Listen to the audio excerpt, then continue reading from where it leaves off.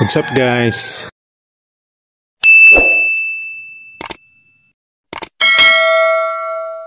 It's me Blackjack and welcome back sa aking YouTube channel.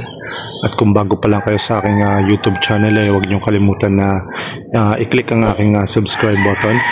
Sama niyo na aking bell notification para maging updated kayo sa mga videos na upload ko pa. Alright, so for today's video ay ito na nga guys, ito na yung araw na papalitan na natin ng ating gulong. Yes, kasi kung natatandaan nyo yung mga nakaraang video ko, yung gulong natin ito, tawag dito si Diamond Tire, pudpud na at nilagyan ko na lang siya ng tawag dito, niregroove ko. So yan, ito nagawa ilang araw pa lang ba nakakalipas, siguro 4 na araw. So kung sa performance naman hindi naman tayo nadulas na at nagkaroon ng kahit pa paano kapit, kaya lang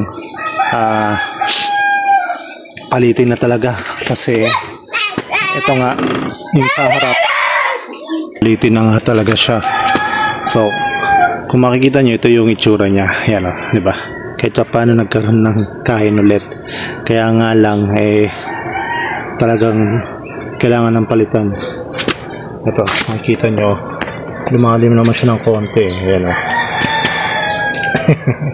Nagkaroon ng design ulit, kaya lang kailangan siyang talagang palitan. Gawa ng yung sa likod ko nga pala, ito yung gulong na ipapalit ko. Yan, makikita nyo si Dura yung tatak niya. So ito yung dahilan kaya ako sa papalitan na gawa ng yung likod ko talagang wala na, bumigay na. Ito, naalala nyo may pinakita akong parang tawag dito, butas na, ayan siya. Wow, pag pinisil ko yan, lalabas na yung tire sealant at nagkukos ng pagdulas. At talagang kitang-kita nyo talaga na pudpud na talaga siya. Sayang. At medyo effective pa naman yung ginawa natin na pag-regroove ulit ng gulong, kaso nga lang talagang kailangan na siyang palitan. Ayan. Alright, so yun guys, update ko na lang kayo mamaya at papalitan natin ang ating Dura tire. Alright, so yung ilang araw ko siya nagamit na ganito is 4 na araw din simula nung ginawa natin yung pag-regroove tire at wala naman naging problema. Yun nga lang umimpis na talaga siya at napansin ko rin wala na, bibigay na talaga yon at konting marulis na bagay na lang dyan tapos na yan. Alright, so yan, kapitan natin ang ating Dura tire. So yun, nandito na tayo kay Manong B at papakapitan natin ang ating gulong na Dura tire. Alright, so sana maging okay. Alright, nabaklas na ni Manong B yung likod at medyo pinahirapan tayo kasi yung ibang mga tornilyo is na lost thread na. Yun, gawa nung una pa yan na pinapalitan ko ng gulong. Another gastos, pero makakabit pa naman yan. 3 tornilyo yung ganyan. Na-unbox na niya ni Manong B yung ating Dura.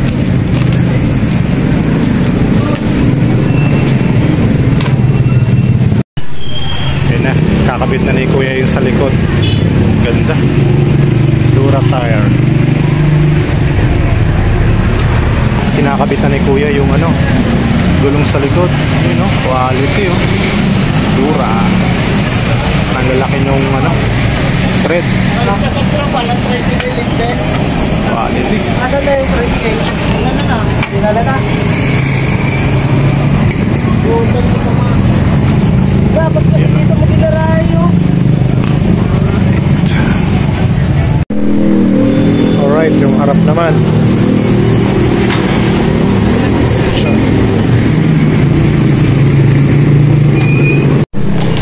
Right, sa harap.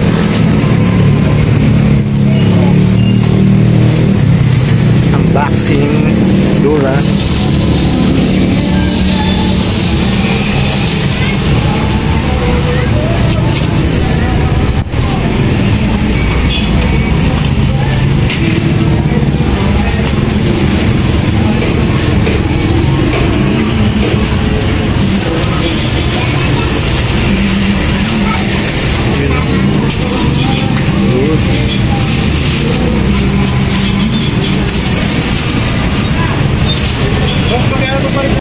Kakabit na rin sa harap. Alright, kinakabit na.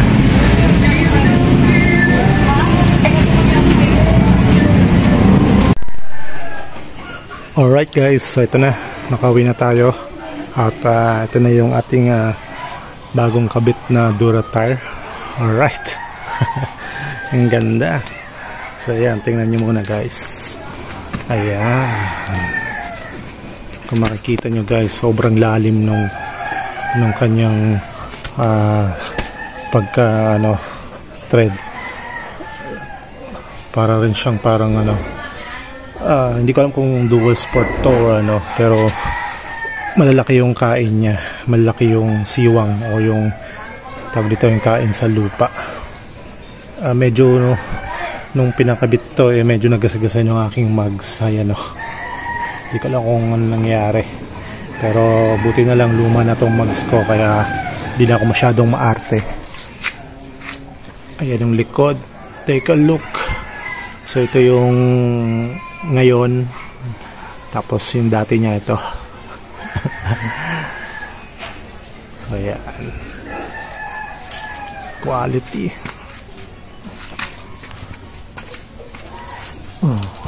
Wala na yung butas-butas.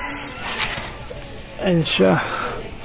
So makikita nyo comparison ng luma at sa bago. Alright, ngayon doon naman tayo sa harap. Ayan, ito yung harap. Ayan, Dura tire. Ayan. So ito yung itsura naman niya. Iba yung design sa harap compare sa likod. Ayan. So by the way guys, ang sukat pala nito 110 by 70 by 13 sa harap. Sa likod naman ay 130 by 70 by 70 or 16 ata to, 60. Wait lang, check natin para sigurado. Hanapin natin ang kanyang 70 rin. Ayan, linaw ba? Yan, by 13. Pero kung titingnan mo siya, ayan, para siyang parang hindi siya palapad, pataas kasi yung ano niya, umbok. Hindi ko alam dahil sa sobrang hangin kaya ganyan kalapad. Pero overall guys, goods. Sulit yan sa halagang 2,000 ko siya nabili, pareho. Then check natin kung gano'ng siya, kung itatagal, kasi yung ano natin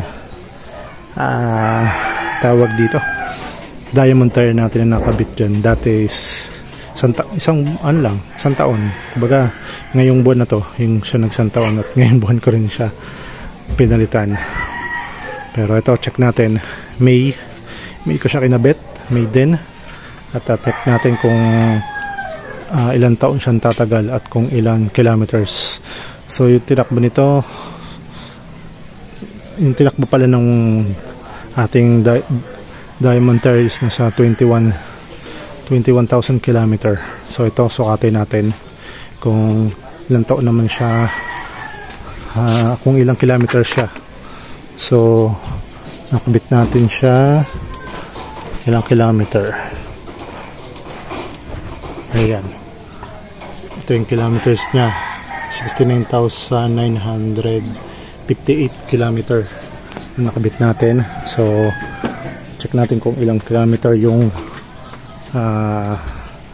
may tatakbo ng gulong natin at kung ilang taon itatagal. Alright, kung nagustuhan niyo yung video na to, huwag niyo kalimutan na i-like and share and subscribe na rin. Then para ma-update kayo sa mga videos ko pa. So yun, hanggang dito na lang. Always remember, ride safe. Peace out.